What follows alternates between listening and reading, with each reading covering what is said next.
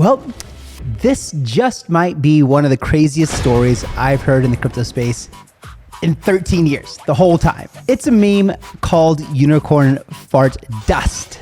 Yeah, I know the name is wild, but just stick with me on this one for a second. The founder is the reason why I am paying attention. He went viral, like super viral, not just because of the meme, but because of the kind of person that he is. He's a former and current gold and silver bug, understands a lot about the monetary and fiscal policy, and is a crypto lover, but he only found out 7 weeks ago by accidentally experimenting to create a meme coin on pump.fun. It isn't just hype, and the community growth is going insane. Ron, the star of the show, is really getting to understand how crypto can benefit himself and the community around him. And he's starting to onboard all kinds of no-coiners. It's insane. So today, ladies and gentlemen, I'm not gonna just tell you about it, but I'm bringing Ron onto the show. Ron, welcome to the show. How are you doing? Well, I'm doing great. Today's actually the 7-week birthday of Unicorn Fart Dust, the meme coin that I created. So it's been a wild 7 weeks, but it's been a fun 7 weeks as well, Kyle. And I want to say thank you for having me with you here on your show today. Yeah, absolute pleasure. A lot of people say a lot of great things about you. At the time of recording, it's Monday, and the US hasn't started trading yet, and everyone's afraid of tariffs and things like that. And it's sent all our altcoins and memes absolutely in a tailwind down, spiraling into probably, I think Unicorn Fart Dust is like down maybe, it looks like, was it 80-something% or something from all-time high? Yeah, we had reached an all-time high, around $400 million market cap. And honestly, I've not looked yet this morning. It's like 7 a.m. here where I am in St. Louis, but I know that Unicorn Fart Dust, along with a lot of the other meme coins, has had quite a drawdown in price over the last 2 weeks. Yeah, I mean, it's been brutal for altcoins. And how does that, obviously coming from, your story is coming from gold and silver, right? Mm-hmm. And then you wanted to show people how dumb a meme coin was, so you launched one. And then your first crypto that you held was Unicorn Fart Dust and not Bitcoin. Yeah, okay. I never, 7 weeks ago today, I bought my very first crypto, opened my first crypto wallet, bought Solana, and then created Unicorn Fart Dust. So prior to that, I had no experience. I did not know anything about crypto. So yeah, this has been a whole new journey for me, not just with the crypto itself, but also getting exposed to, I'm sure you know much more about this than I do, the kind of the community aspect of crypto and the community aspect of meme coins and UFD as well. Yeah. I mean, it's a whole nother game coming from everything I've done in my past before, mm-hmm. to this industry where it gives it also is interesting because it gives your everyday person, the opportunity to have a publicly traded asset. And the second that you have a publicly traded asset, there's like a lot of responsibility and a lot of community, to address and concern. And, when the price is up, everyone loves you. When the price is down, it's negative sentiment. And it's just a lot of responsibility. And, how are you coping with that? It has been a lot. Like I've said, it's been 7 weeks today, a lot of ups and downs. But I can tell you this, the community of people that formed around UFD, around Unicorn Fart Dust, has really been great to me. Really, really supportive. I created this, again, as an experiment. And I actually, when I first created it, said, don't buy this. It's Unicorn Fart Dust. And this community organically grew from the very beginning and quickly won me over. And I think you alluded to this in your question. I felt from a very, very early stage after the creation that I had a responsibility to these mm-hmm. people, because I joke around and we call them beans. We don't call them coins. And there's only 999 million of them. But to me, the fact remains that behind every coin, or every bean, as we call them, there really is a person. So on many levels, it's been just absolutely crazy. If I had to go back 7 weeks to today and I could do it all over again, I think I would do it all over again. I know I would do it all over again because I've learned a lot. And I've also developed this connection to what I feel like are like 40,000 people. And right now it's tough, right? I mean, but we've been through, and it's crazy, Kyle. And I promise I'll shut up here, but it's crazy how things happen so fast in crypto.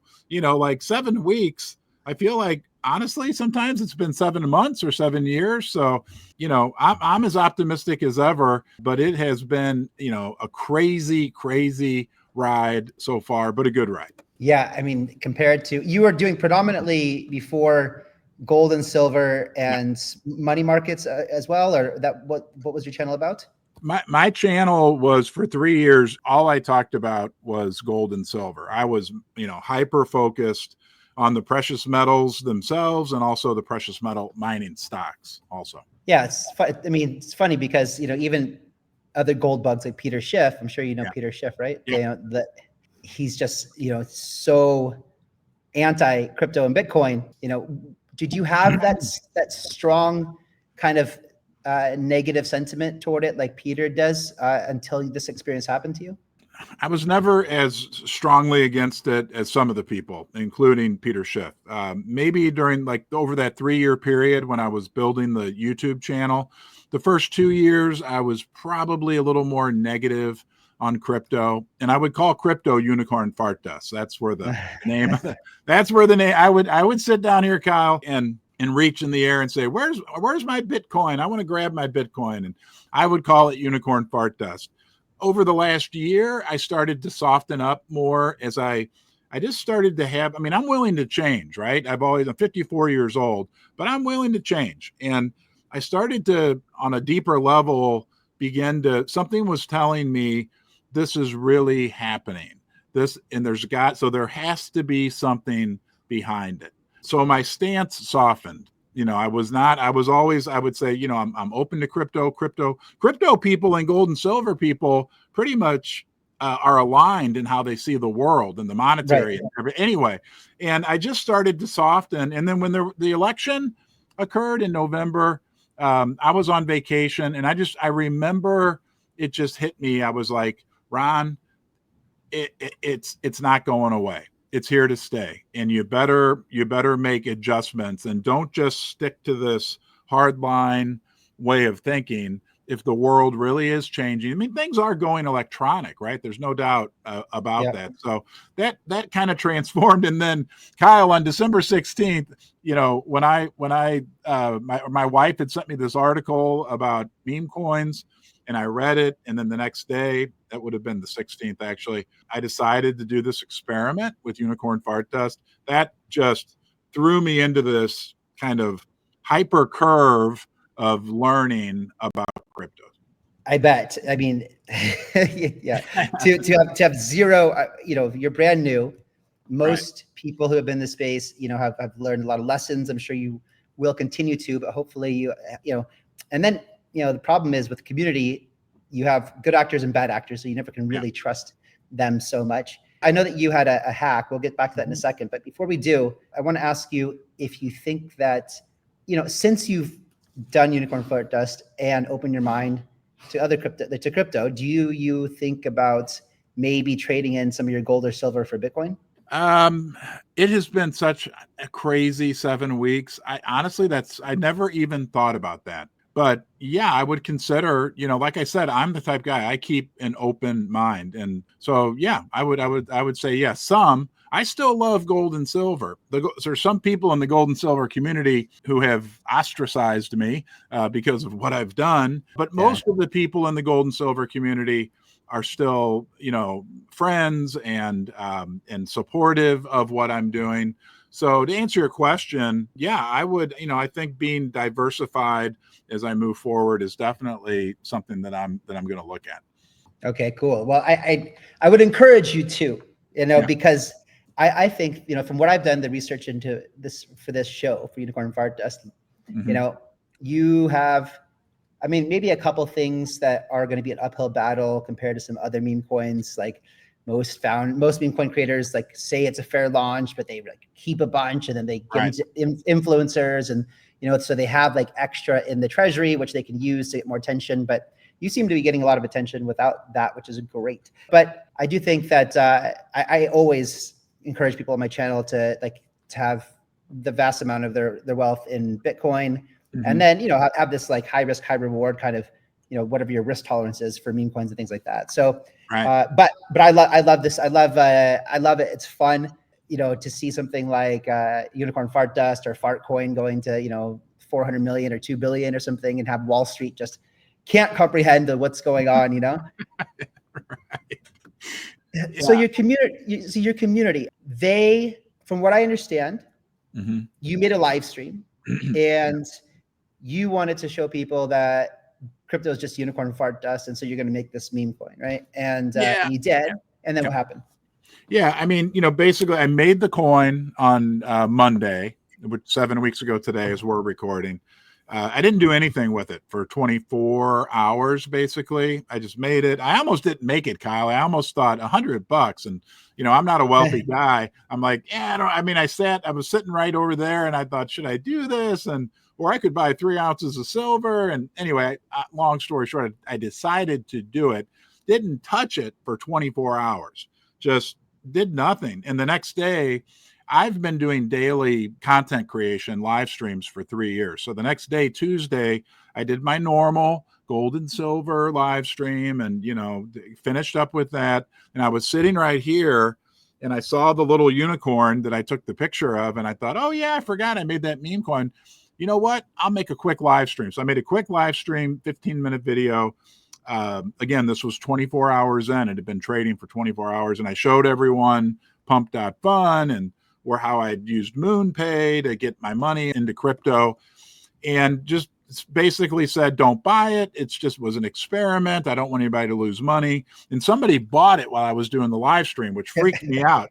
I was like, whoa, like the market cap went, was like $6,000. I don't know. You go, anybody who wants can go back and look. And then really that was it. It was a quick 15-minute live stream.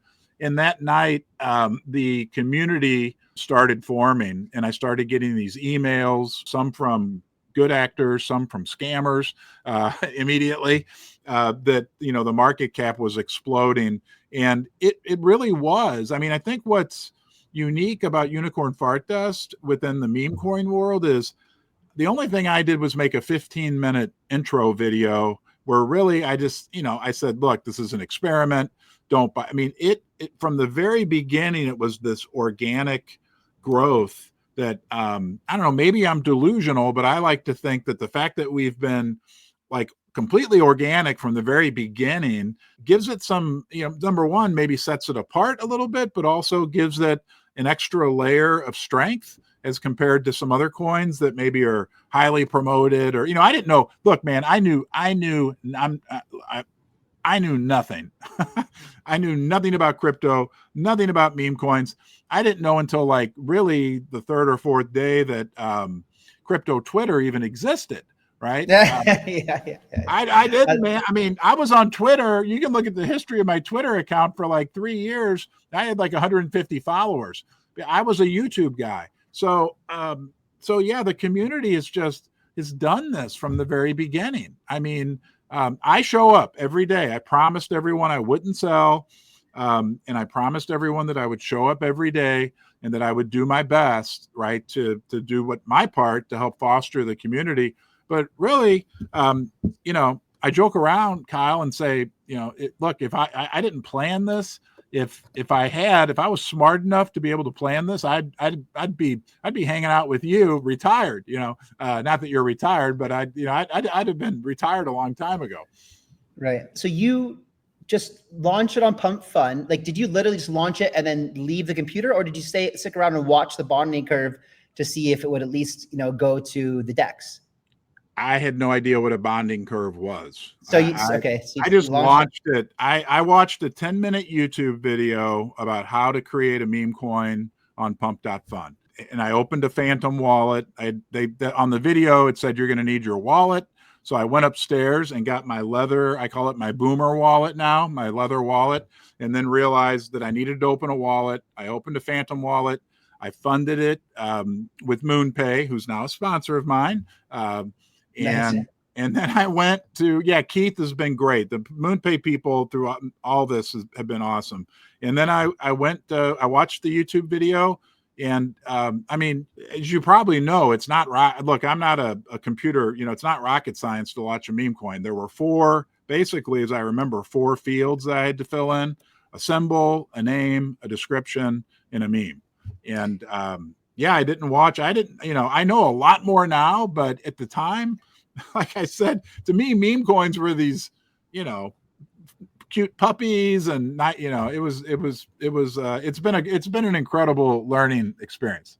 So then everything else was done through community members, the X accounts, the Telegram or Discord or whatever, and then okay, so now I guess you're kind of maybe close to some of the more guys who kind of have been spearheading the community side of things. Absolutely. Yeah. I mean, it's been an ever evolving process. Like you said, right? I don't, it can be difficult to learn who you can trust. So I've had some bumps in the road, but I do have like a couple key community members who I know I can trust and who are helping with different things. And then, new people pop up, new ideas. I've left it all open source, is I guess the way to describe it.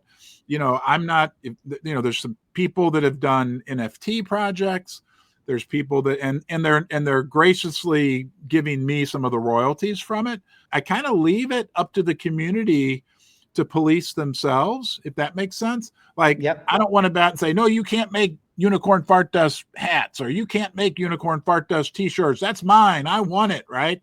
To me, the community made this from the very beginning. So I wouldn't feel fair to me to not let them continue to use their creative abilities and their energy. 100%. Does that make sense? 100%.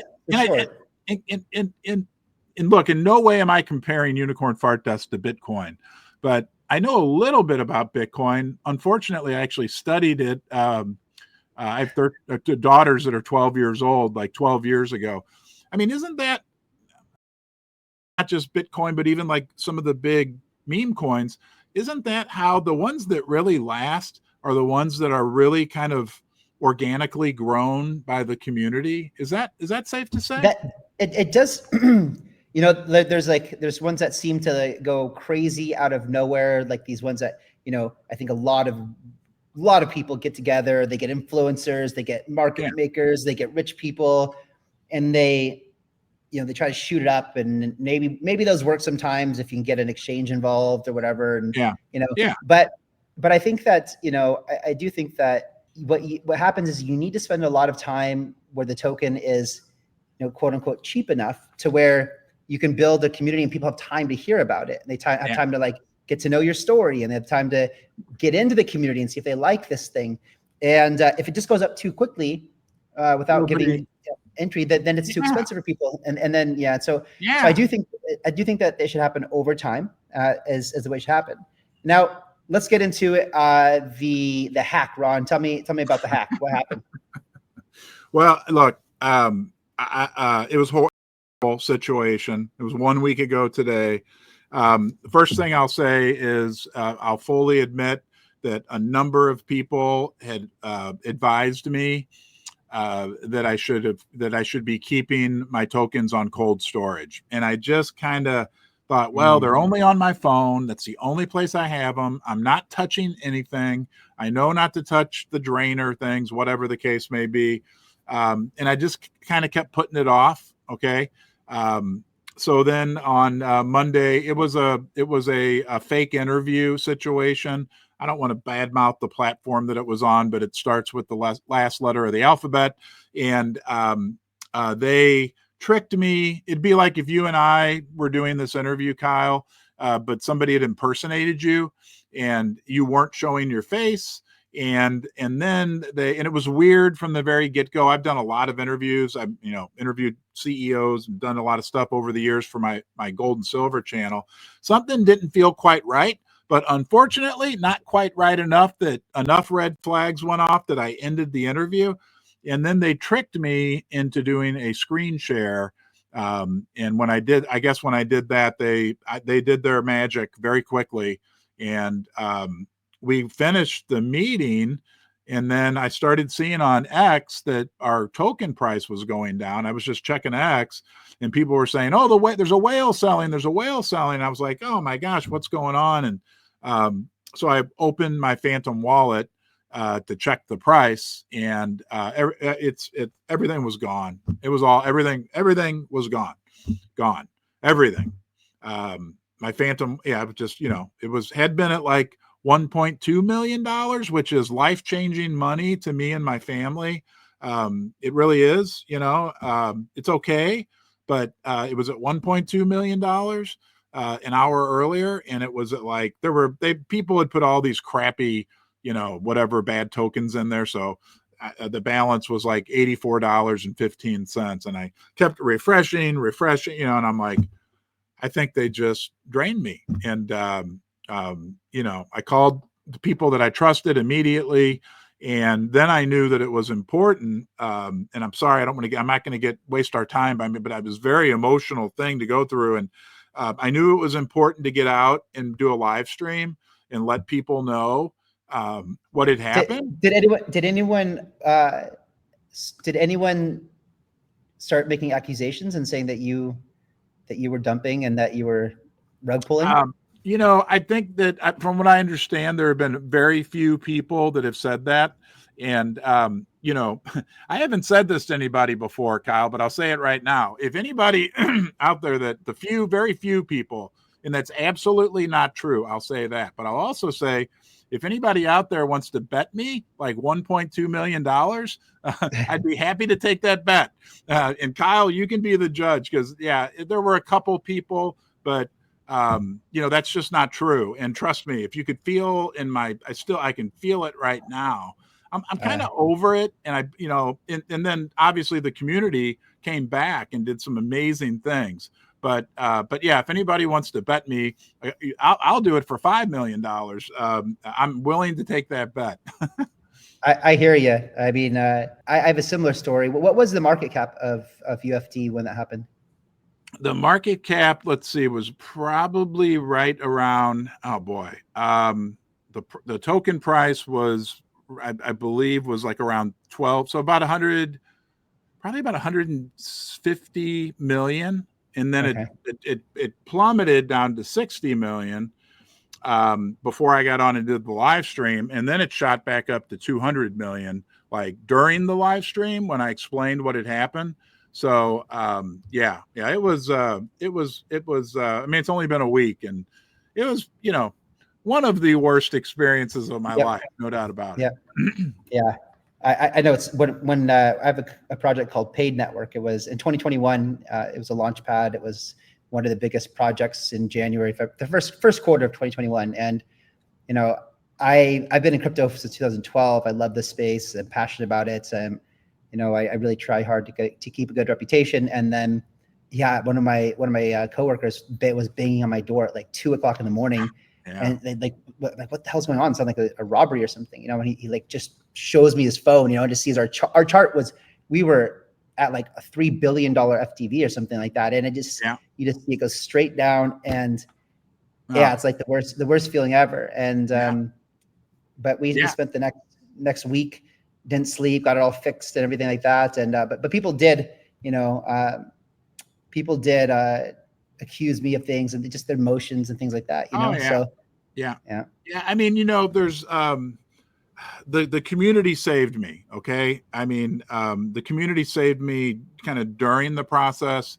The community has donated almost 2/3 of what I lost in terms of the number of coins back into a multi-sig wallet.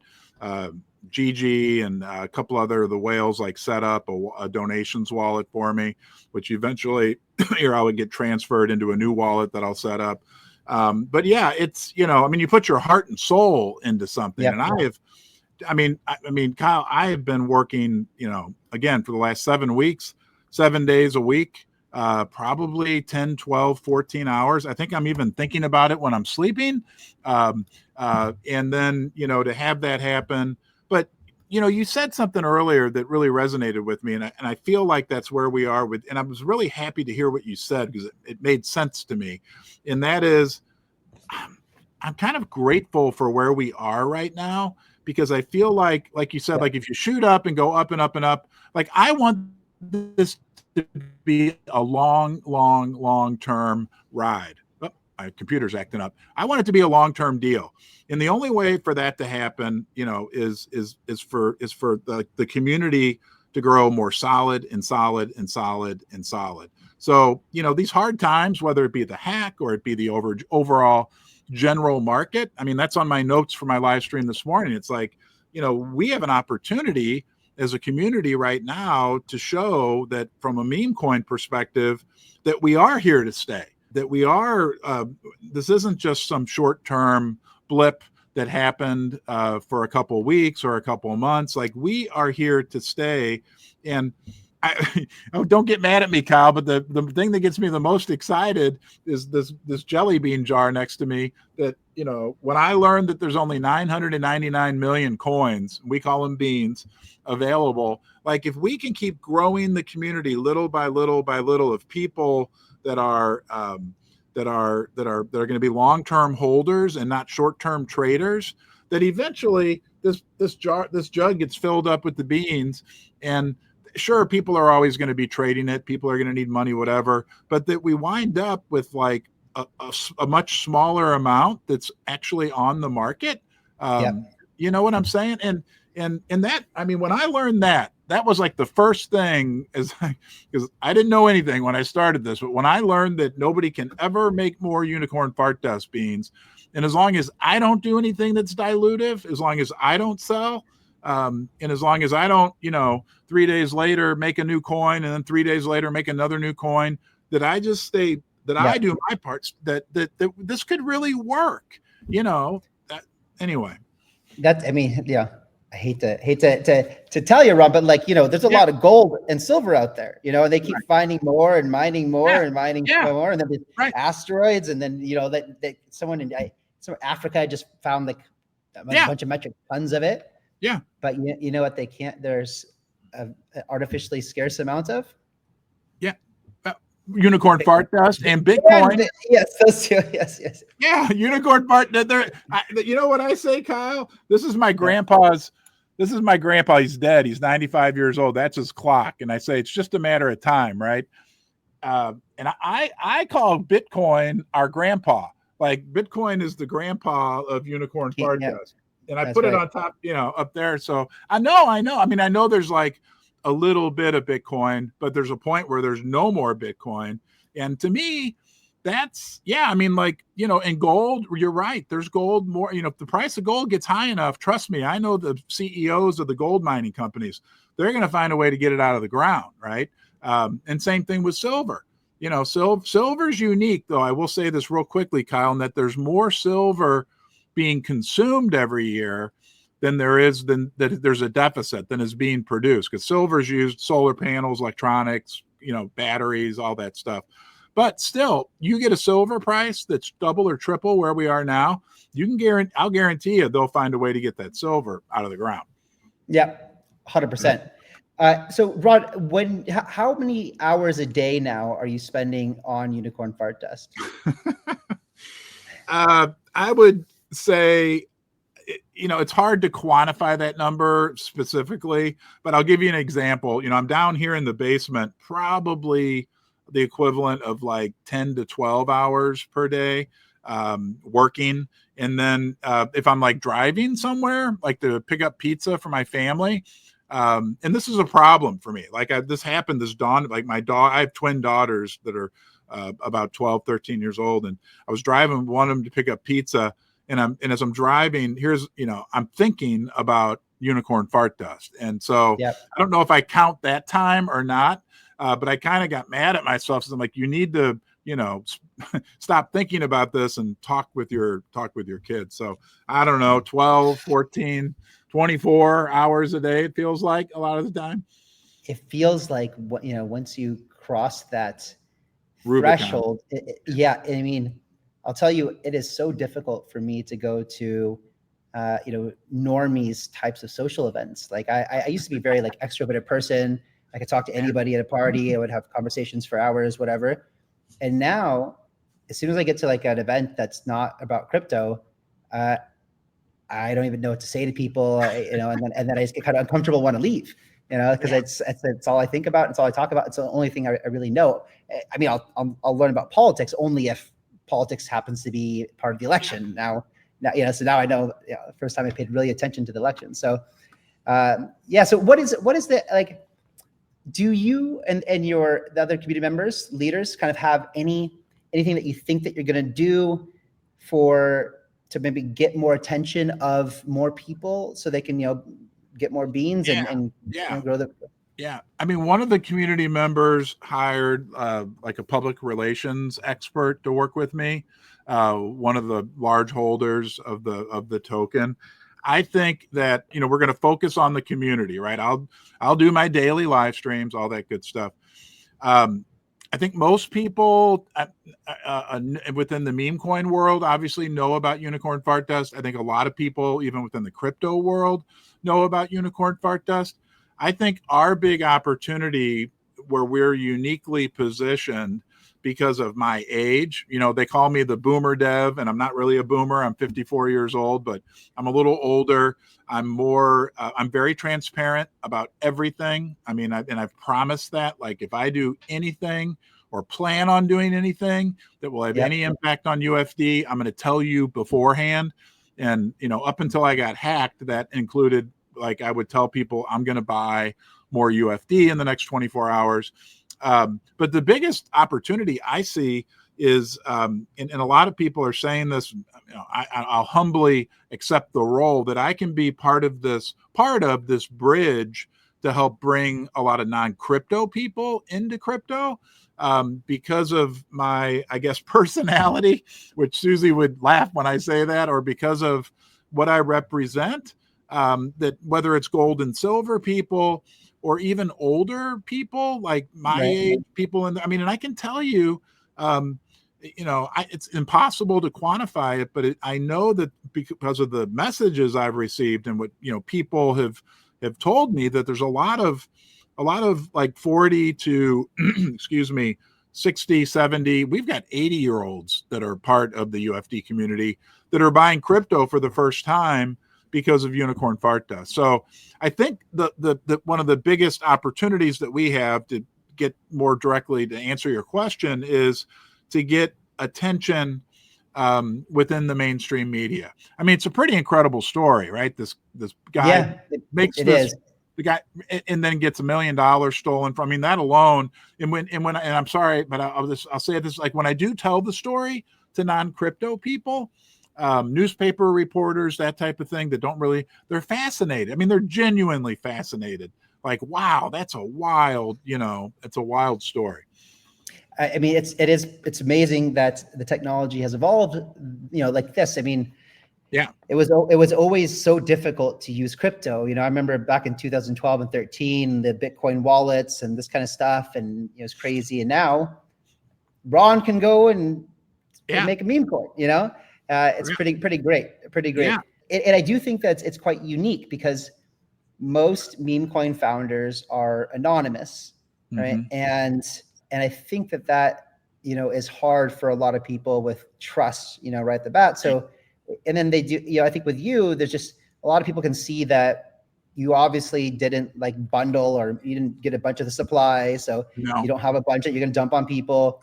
You seem incredibly honest, and that you're actually someone who's front facing, which is nice for a project, because, you know, now you can go do interviews, right? And you can, and maybe the New York Times wants to interview you, or the Fox Business wants to interview you, which if you're an anonymous founder, that can't happen, you know? So I think that that's a lot of positive things there working for you in that direction. And luckily, you know, we've had the president launched his own meme coin. So there's nothing, you know, nothing that anyone could say about it to any negative, you know? I agree. When that happened, that was a Friday night.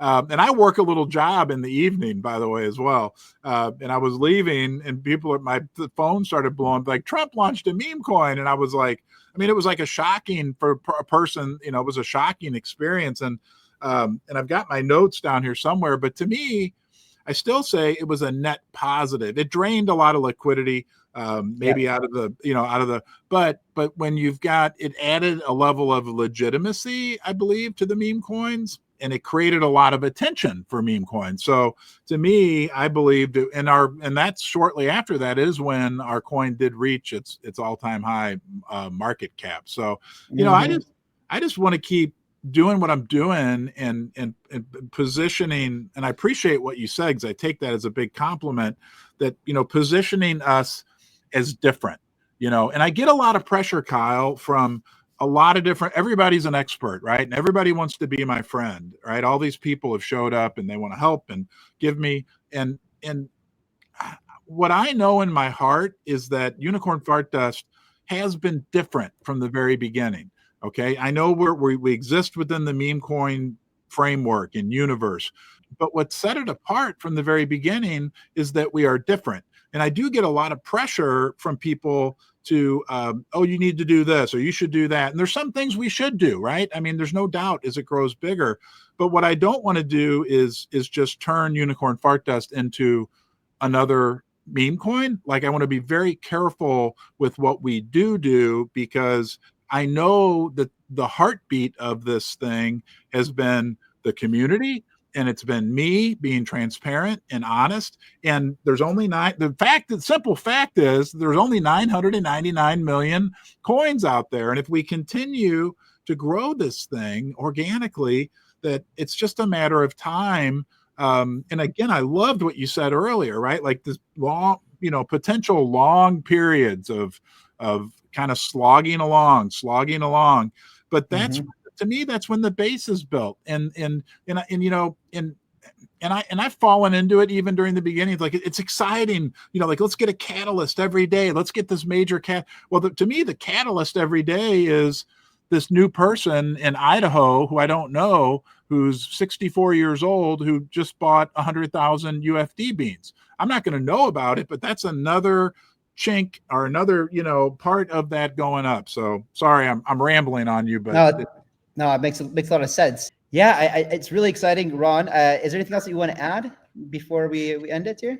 No, I really appreciate, like I said, I appreciate you having me on your platform. And to the people that are watching, thanks for watching. I always remember it's you and me talking, but we've got that, through the miracle of technology, that third person somewhere in the world that's joining us. So I will add a couple of things. I think that, are you planning on doing like any just like trademarks or anything like that to get some IP? I know that you don't. I know that you don't care if people go and like make something, but I do think though that like the Pungy Penguins route was pretty cool. How like they allow people to use their penguins for whatever, but like they're also able to make a big movie and do all this kind of stuff. And I kind of feel like, if you want a meme coin to have multi-cycle longevity, to where it's like it becomes something where it survives a bear market and comes back in the bull market and higher, that maybe becoming an IP would be a really good idea. And so, we are working on that. We are. That's one of the things on the agenda. Definitely. That's great. That's really good. And another thing too is that you still, even though the token is down a lot, you still have crazy social sentiment. According to Luna Crush, you guys are number, as of 2 days ago, what are you? Number 6. Yeah. Of meme coins. That's amazing. Yep. Yeah. I mean, to me, look, I mean, the price is important, no doubt. I check the price, I follow the price. I don't stare at it all day long. To me, what's in the long run, more important than any short-term price movements, is the health and the robustness of the community. I mean, it just makes sense to me that the community is who owns the coin. So if the community is growing and the community is feeling connected and the community is feeling good and together, and it's growing and attracting more people to it, that eventually it's inevitable. I mean, by just simple economic concepts, that the price eventually will follow. And I'll be, look, I may get in trouble for saying this, but I would almost, if you gave me a choice right now, Kyle, and said, I'm Kyle, I'm the magician, I can make one of two things happen today. I can either make your token price double today, or I can make the size of your community double today. I would say make the size of the community double, right? I would, because I know in the long run, that's what creates the value. And then as the price goes up, then that even draws more people into the community. It's like I always talk about like the debt spiral in the United States, which is bad. But to me, flywheel. What's that? It's a flywheel. The more people that come in, the more buy pressure, the more the price increases. The more the price increases, the more people talk about it. The more people talk about it, the more people buy it, and so on and so forth. That's so number go up is also very important. But it's nice to see this big correction because, actually when I first heard about it, UFD, it was like, man, I don't want to buy it right now. It's just gone on this crazy run, And sometimes on these tokens when they run really, really hard and go super high, super fast, you're just like, well, I missed that one, too bad. Right. But now, maybe I'll go get some beans. What? Well, okay, you'll get your horn, and then you'll become a duster. That's what they call, but the us bean holders call ourselves. And then if you decide you're going to be a long-term holder, we'll say you're diamond hooved. That's one thing for sure with me. I'm definitely, when I build conviction in something and I like to buy a position and just hold on to it and see if it goes to zero or if it goes to the moon. And that's what I've done my entire investing career. And a lot of them go to zero, but also just like you, I don't want to tell my community to go buy something or tell them that I'm buying something and then sell that thing within any short period of time. And unless if I did, I would tell them why. But I don't feel comfortable doing that. So I'll be a diamond hoof for sure.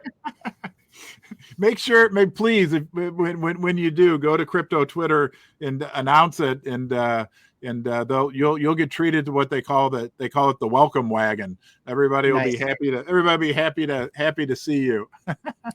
Nice. Well, Ron, do you ever do like X spaces?